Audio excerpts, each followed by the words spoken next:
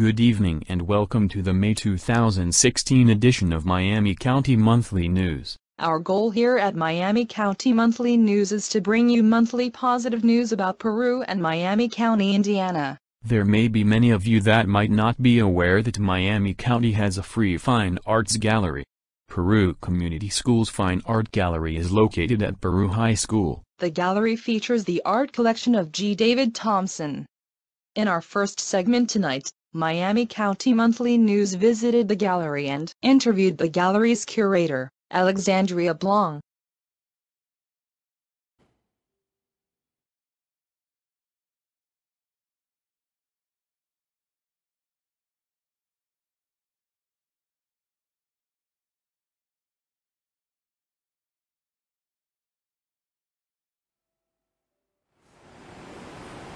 Alexandria, can you tell me a little bit about the art gallery and its history? We started, the art gallery got started in 2013 from a group of concerned citizens.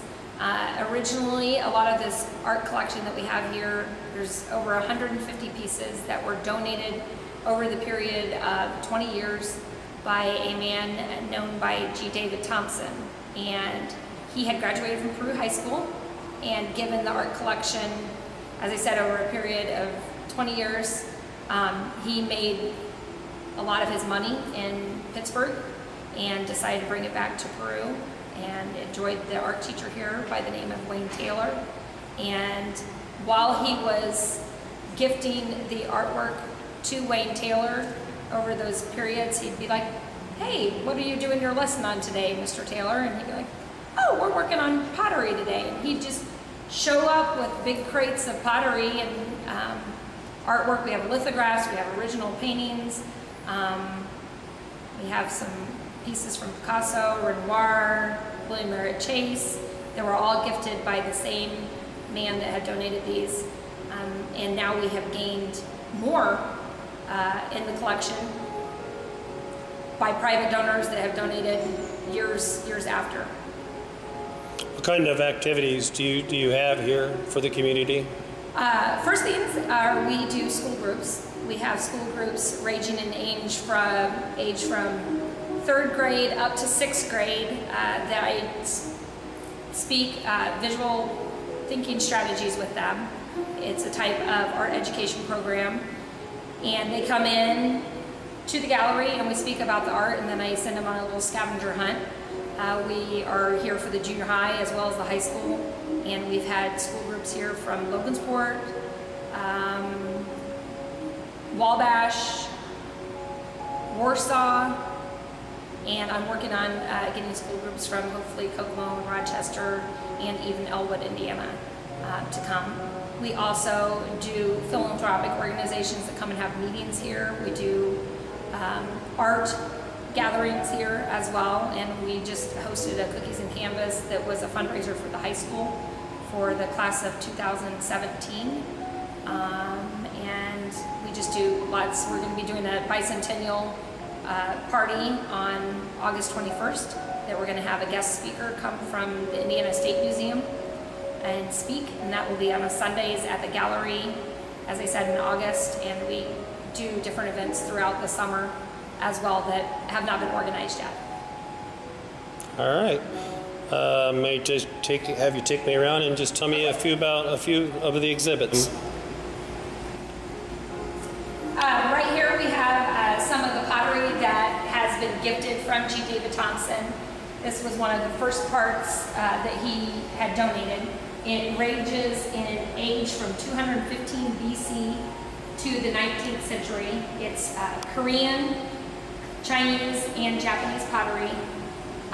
Most of this is here on display, but we do have some that has been on private donation at the Indianapolis Museum of Art, and they have it in their current display that they've had for, golly, over the last probably 6 years in their display that we'll probably get back at some point in time later, but it is on display down there as well.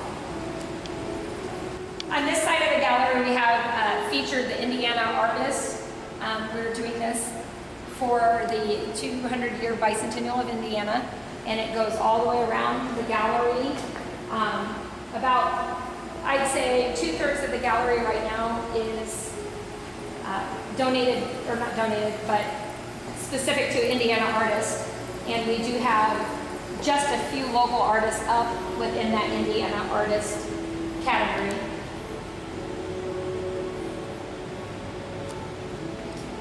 We have the William Merritt Chase right here, which is one of the favorites of the people that come. And then we have the Robert Weaver collection right here, of which some of these will end up being switched out through the summer as well, because we have an extensive Robert Weaver collection. On this side of the gallery, we have, again, most of the collection, and they range from various artists. We do rotate the exhibit around. We just rotated it around in the middle of April, and it will be changed again probably mid-September, I would say. We will take down all of the art and then put back up completely new art, so each time the gallery is nice and fresh for visitors to come and see.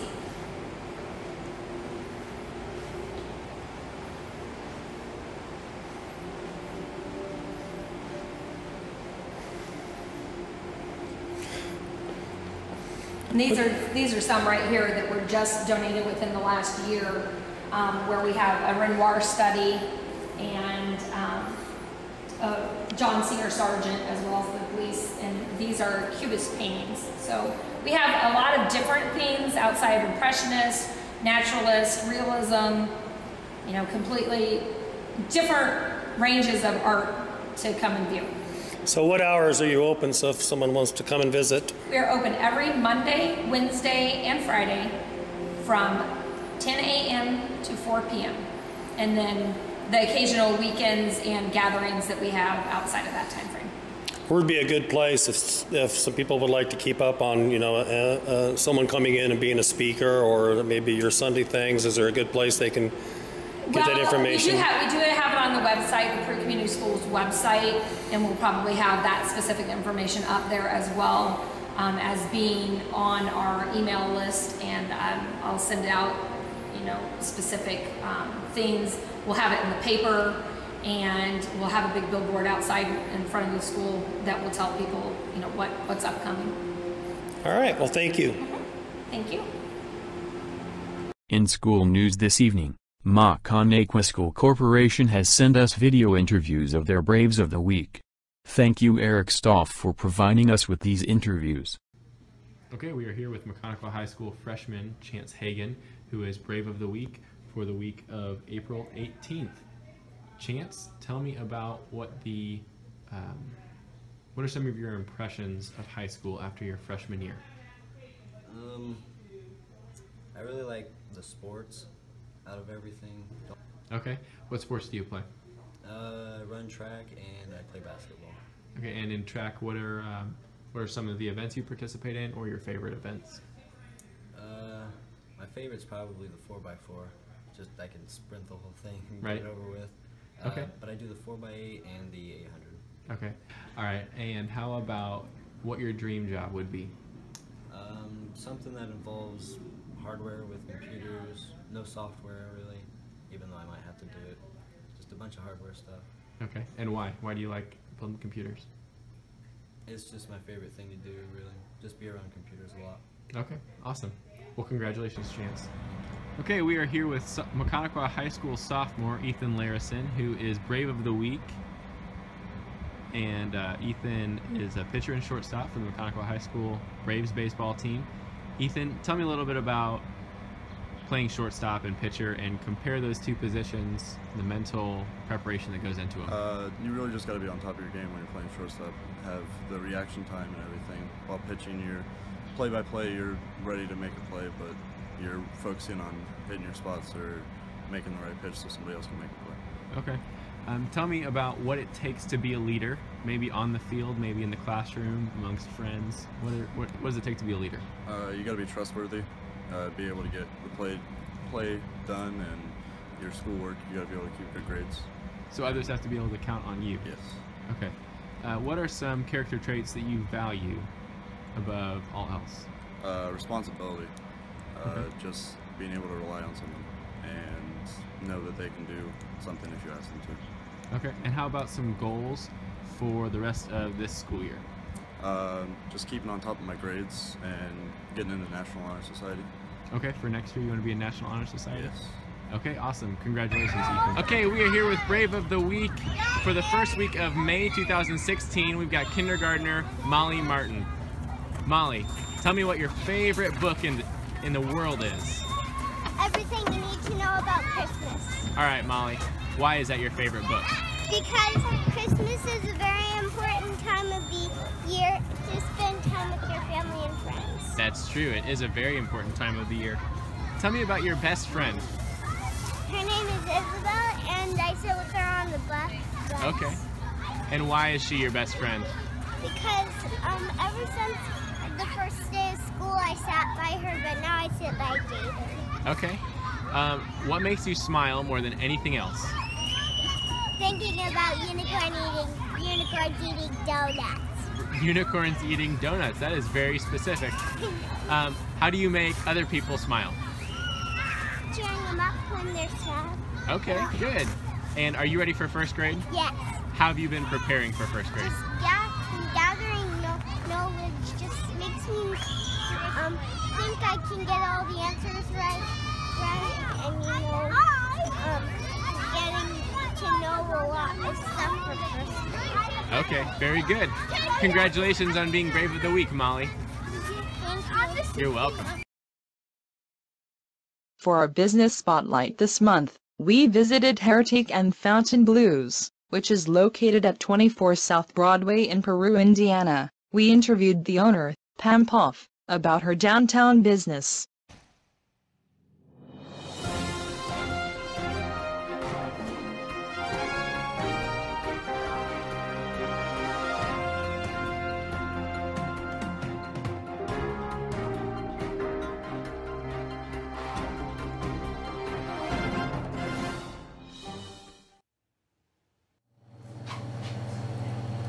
Well, thank you, Pam. And can you tell us a little bit about your business? Sure. Thank you, Kent, for having me. This is the Fontainebleau's in the back, and Hairtique is in the front, and I'm the owner-operator. And I started this business 20 years ago next week for Mother's Day, because we did all the remodeling on Mother's Day. And I've been in business. Next year will be 40 years in September. So 39 years in September. This is my son, Gatlin Pop. He operates the back and does we have ice cream, flavored Cokes, sandwiches, chicken salad we're known for, egg salad, ham salad, tuna salad. And I'll take you to the front of my shop too if you'd like to come. See some of our customers.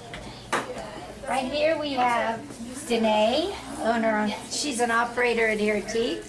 Her cousin Nikki. Here's another one, Abby.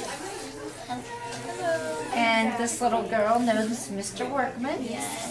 And she's just getting prom hair today. Here's more prom hair getting done. Hey guys. And this is Megan. And she's doing prom hair too. And Beth Brown, she works here too. She's been with me. Beth worked for me when I first went into business 40 years ago, and then she left and went to Florida, and she's back again. So, and we have Cindy that's missing. That's the only one missing today. So she works every other Saturday. What are your hours? What are our hours? Open at 7, usually till 6. We can usually close early on Saturday, except there's prom. We do mostly hair color, haircuts. We don't do nails. And perms. And I guess our goal is just to make the customers happy, and we appreciate people coming into our salon or even into the fountain. We're really enjoy Peru. I've been a lifetime resident here and I love it. So, can't have any questions? Okay. Oh, thank you, Pam. Oh no, thank you for coming in.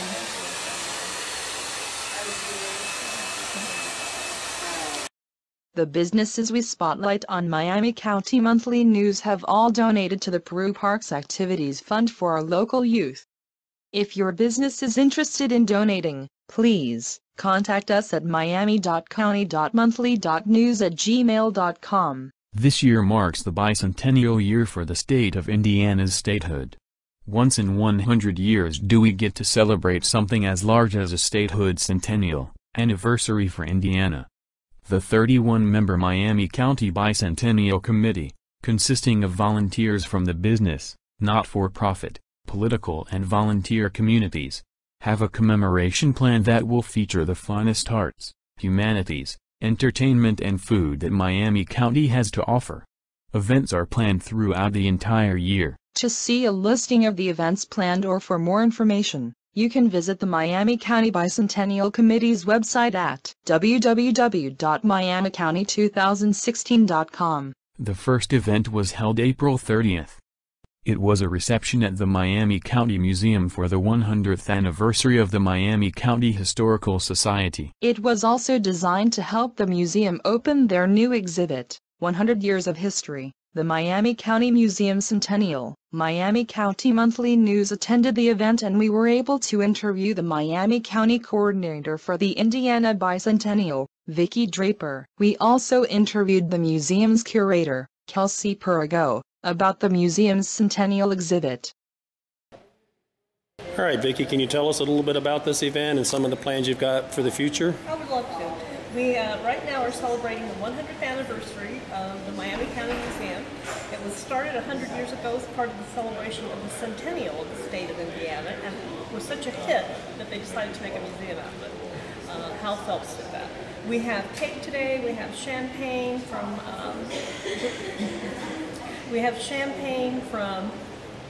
Smitty McMusselman's. We have coffee, and we have lots of people upstairs looking at this great exhibit. Well, thank you. What all is in the exhibit that's upstairs? We have a lot of the original courthouse objects on display. Most of the objects that are on display were collected by us prior to 1930, and they were all on the original courthouse on the 4th floor of the Miami County Courthouse to kind of show the pioneer history of Miami County. All right, Vicki, what? I know you've got many events planned throughout the year to celebrate the state's bicentennial in Miami County. What are some of the events, and what's your next event coming up? My next event is an art show, and it's going to be on May 14th. It's at the old Roberts House across from Flowers Leedy. There are hors d'oeuvres, champagne, music, and a lot of wonderful artwork for sale. It's sponsored by Bowman's Towing and Heavy Removal and by their body shop. It's going to be a wonderful afternoon. It starts at 1 and goes to 4. All right. And then other activities we have planned. We have another art show at the end of the month, and that's at the old Scarborough Fair. We have a living history event, which I think is going to be really exciting, at Mount Hope Cemetery. We have 9 local actors portraying circus people, pioneers, entrepreneurs from the town, and there'll once again be a reception at the chapel for that. That's from 10 to 2 on Memorial Day. And there are just a lot of activities. Where's a good place to see a list of the activities planned for the year? At our website, and that is miamicounty2016.com. All right. And most of these events have sponsors. You were mentioning the one sponsor. Who's sponsoring today's event? Gallahan Oil. Lance Gallahan is the president of the board of the museum, and he was kind enough to put up the money to do this. All right. Well, thank you for your time. Let's go up, and I'll go up and get some video of some of the exhibits. Good. Thank you. Sure. Next, we have our community calendar. There are so many events happening this time of the year. Miami County Monthly News would like to keep our viewers informed about community events. However, it is hard to keep track of all events. If you have an event you would like to be included on an edition of MCMN, please email us or post on our Facebook page. Thank you for your help.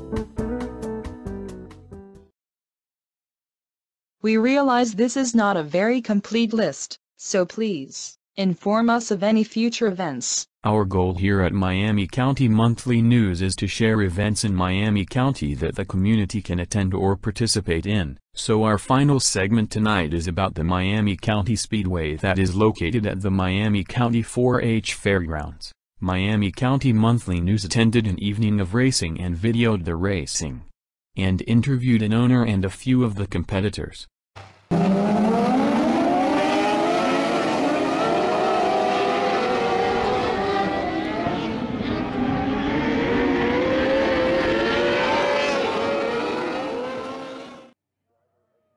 All right, we're here with Norm Bailey, one of the owners of the Miami County Speedway. Norm, are there other owners besides yourself? Yes, my wife, Julie Bailey, and Connie Edmondson. Connie's husband, Mac, used to be an owner. He passed away. And we do a race in memory of him, and it's one of the highest paying races around. Pay $1,500 to win, $40 to start. All right. What else can you tell us about the Speedway? Let's see. We've been here about 35 years, I believe. Race every Saturday night with the exception of a few. We're down for the fair, but we do race during the Miami County 4-H Fair. I think it's on a Tuesday night. We also have a big Salute to the Troops race, which is coming up in 2 weeks. Only costs $6 to get in, general admission. Come out and see us. All right, well, thanks.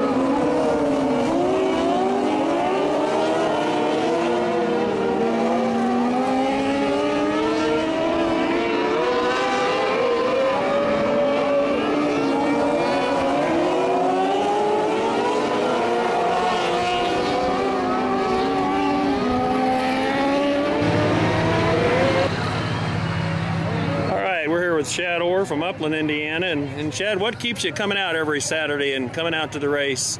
It's an addiction. I've been doing it since I was 15. I'm now 38. It's a hobby that you just fall in love with. You know when you're growing up as a little boy, you've been around the Indy 500. You get addicted to the racing. Anything with wheels when I was a little boy to now doing this. And it's also camaraderie with the other drivers and the fans, and it's a really cool thing to do. You can bring your family out to it. My wife and my kids come out usually every weekend. There's other families that come out, and we all are just one big family, and we enjoy racing and just the thrill of the speed. Being able to drive, I love it. It's an adrenaline rush.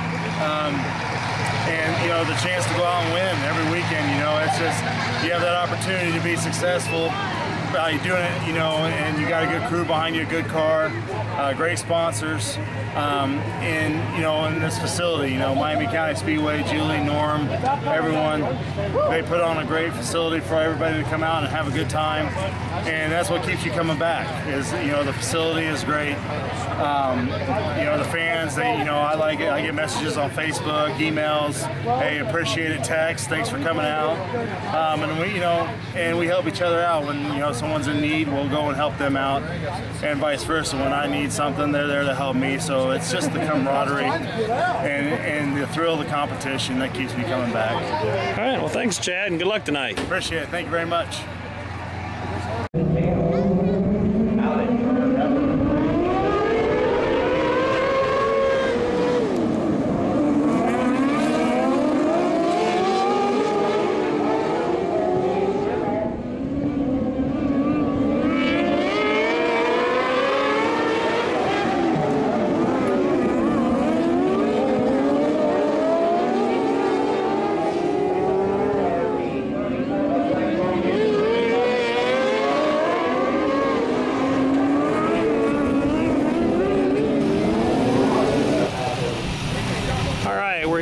Miami County resident and a racer here at Miami County Speedway, Ross Stoppel. Ross, how many years have you been running out here? Today's sport, beginning of the 4th. All right. What's your, I guess, biggest draw? What do you get out of racing? Adrenaline rush. A lot of adrenaline. Yeah, it's very frustrating, but it's also very rewarding. All right. What kind of accomplishments have you had since you started out here racing? First year I got Rookie of the Year and won class champion. The second year I got second points. Got like 3 wins. We won. The big thing we did was last year we won Warsaw. First time they run there in like 25 years, I believe, and went up there not even expecting to do well and won it all. That was really. GRP, I want to thank them. They've helped me a lot. Minor details, they're a big help. Not out here somewhere. So, yeah, I couldn't do that just jumping in and winning a championship without them. All right. Just gotta say thanks. All right. Well, thanks for your time. All right. And good luck tonight. Thank you.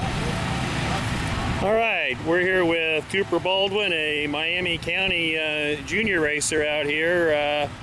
Cooper, how old are you? I am 11. 11? What school you go to? Blair Point Elementary. And you're in which grade? 5th. 5th. You like racing out here? How many years you been doing it? I have been racing for 3 years. 3 years. Do you have any wins? 1 win, and that's a loaded sport. All right. What do you like about it? It's fun. A lot of fun, huh? So much fun you got your brother racing this year, huh? For the first time. What's that like? Can you give him any tips or anything? Help him out any? Good. You got some sponsors. You have sponsors that help you out? I have Edge Mechanical Services. I have Mr. Wheaties and All right. So did you make it into the finals or the feature? All right. Well, congratulations. Good luck in the features, and have fun this year. Thank you.